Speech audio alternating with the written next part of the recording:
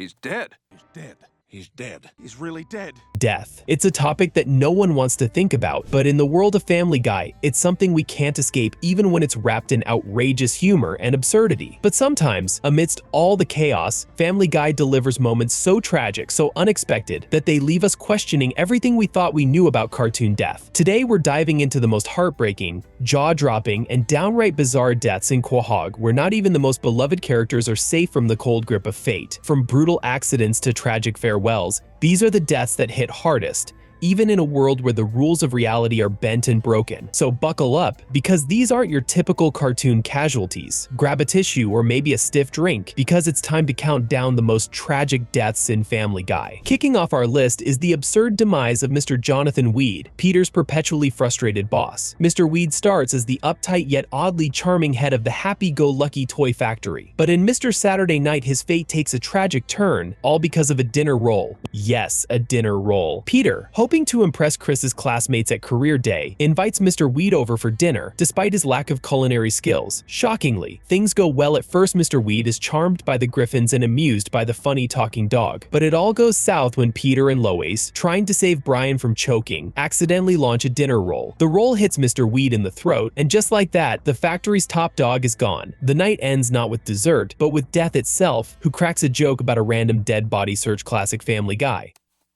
He's dead. At Mr. Weed's funeral, Peter, ever the opportunist, uses a mustachioed hand puppet to claim Mr. Weed promised him a promotion, because why not? But Mr. Weed has the last laugh with a posthumous announcement the factory will be replaced by the Happy-Go-Lucky Terminal Disease Institute. Ouch. Tragic? Yes. Hilarious? Absolutely. This absurd death is a perfect example of Family Guy's genius shock humor. And trust me, the deaths on this list only get wilder from here. Stick around, more madness ahead. Next up, we've got a double whammy that feels like a crime against comedy. Vern and Johnny, Family Guy's most unexpectedly delightful duo. Though they didn't have much screen time, they certainly stole the show until Stewie Griffin decided otherwise. In Saving Private Brian, chaos reigns when Chris is approached by an army recruiter. Brian, attempting to protest, drags Stewie along, and somehow they both end up enlisted in boot camp. Enter Vern and Johnny, the oddballs with a jazzy routine that feels ripped from a 1940s variety show. They bring a surreal burst of fun to the harsh boot camp setting. But this is Family Guy, where comedic relief is often short-lived. In a shockingly meta moment, Stewie pulls out a gun and coldly takes them both out. Okay, they're dead, all right?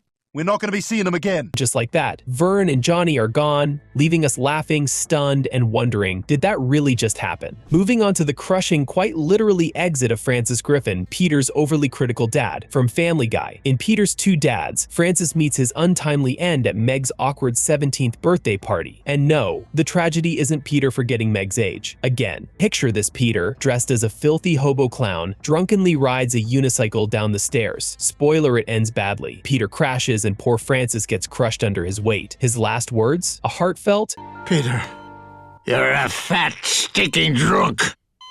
Not exactly Hallmark material, but in classic Family Guy fashion, the family doesn't mourn, they celebrate. Francis gets tossed into the fireplace as kindling while the Griffins roast marshmallows over his remains. Because why not? The emotional chaos continues when Peter learns that Francis wasn't his biological father. Turns out his real dad is Mickey McFinnigan, the town drunk. Peter, Mickey is your real father.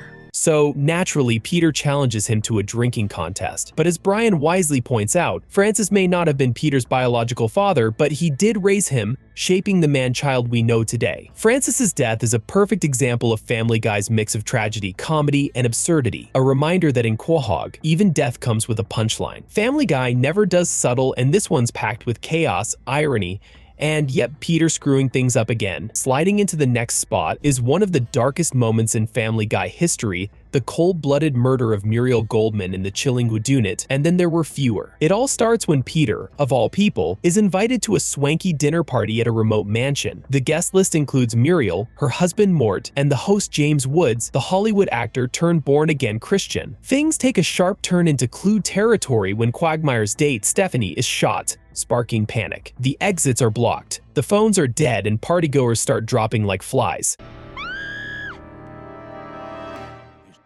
Muriel, poor Muriel, disappears and becomes the prime suspect. When the lights flicker back on, she's found brutally stabbed. Mort, heartbroken and terrified, somehow still finds time to catch about the burial costs. Classic Mort. Muriel's death is tragic because it's sudden and senseless. She's just caught in the crossfire of Diane Simmons's murderous rampage. Diane, driven by professional jealousy, orchestrates the massacre, and Muriel is simply collateral damage. As always, Family Guy turns a shocking, gruesome death into something absurdly over the top. Muriel may not have been a major character, but she didn't deserve to meet her end at the hands of a sociopathic TV anchor. If you think this is the darkest moment, think again. Up next is an even more tragic death that shook Quahog to its core. The tragic death of Horace, the beloved bartender of the Drunken Clam in Save the Clam. You might be wondering, how does baseball fit into this? Well, in Quahog, even a friendly softball game can turn deadly. Horace, loyal to the Drunken Clam, suits up for a heated game against Goldman's Pharmacy. The stakes, bragging rights, and maybe a round of drinks. But this isn't just any beer league game. Mort brings in Jerome as a ringer, and his athletic skills make him a formidable opponent. Horace steps up to pitch, facing off against Jerome in an epic David vs. Goliath moment, except Goliath is holding a bat. In slow motion, Jerome swings and boom, a direct hit to Horace's head. He collapses, succumbing to brain damage right there on the field. He's dead. It's a devastating moment that leaves the Drunken Clam without its heart and soul. What makes this hit harder is the effect on the Clam's regulars. Peter, Quagmire, and Cleveland are left reeling. Horace wasn't just a bartender, he was the glue that held their wild times together. Without him, the Clam faces closure, sending the gang on a mission to save it. And for the bitter irony, Horace dies fighting for his bar, only for the Clam to eventually be sold to Jerome, the very guy whose hit killed him. If that isn't peak Family Guy dark humor, I don't know what is. Shifting gears to,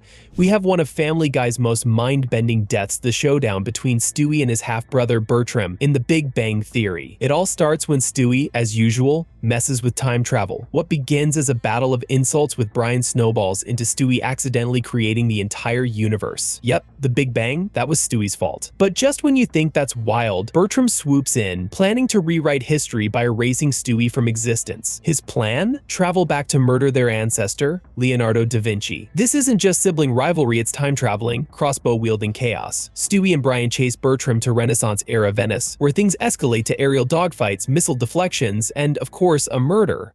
My God, he's really dead.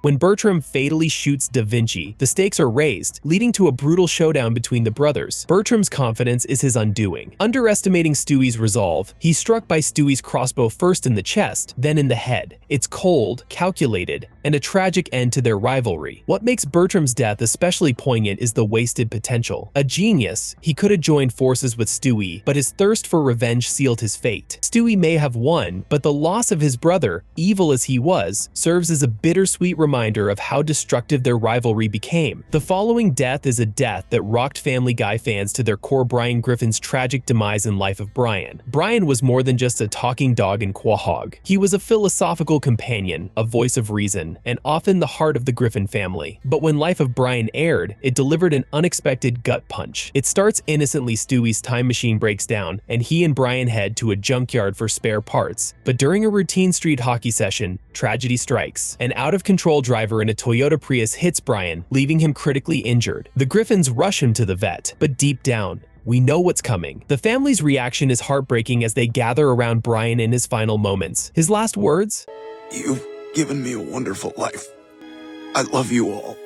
It's a farewell that hits hard as Brian, a constant presence and family member, slips away. What makes Brian's death so tragic is the emotional connection fans had with him. Over the years, we watched him evolve from just a pet to one of the most relatable characters in Family Guy. His death wasn't just the loss of a character, it was the loss of a family member. And in classic Family Guy fashion, the episode leaves us with that void. Brian's death had a lasting impact, one that fans still talk about today. But don't worry, there's a twist to this tale that we'll get to shortly. But before we dive into the next tragic loss, let's continue with, we have a death that's both unexpected and absurd, yet perfectly fitting for Family Guy. Meet Doug Whitty, a minor character who met a tragic and oddly humorous end in The Candidate. Doug wasn't a main character, but in Family Guy, that doesn't always matter. His political rise begins innocently when Stewie, inspired by Mayor Wild West, decides to run for snack captain at daycare. His competition? Doug Whitty, a fierce and unscrupulous opponent. Doug runs a dirty campaign, using insults and scandalous tactics to take Stewie down. But just as Stewie begins to rise, Doug's journey takes a strange turn. Despite all his dirty tricks,